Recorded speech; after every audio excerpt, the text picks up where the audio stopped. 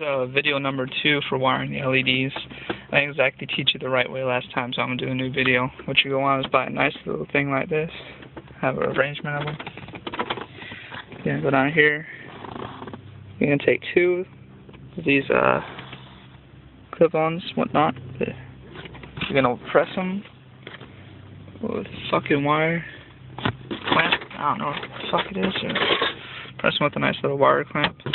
Make sure to put them in this section and not in this section, because you'll fucking cut it off. It's in this section, trust me.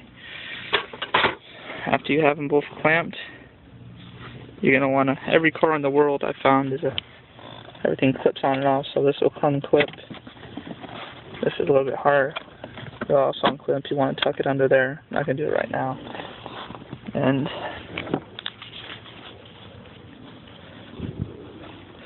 I found that the most power comes back here, so I took off this, removed the speaker, and wired it. Unfortunately, there's no press clamps for a wire gauge this big, so that's about it.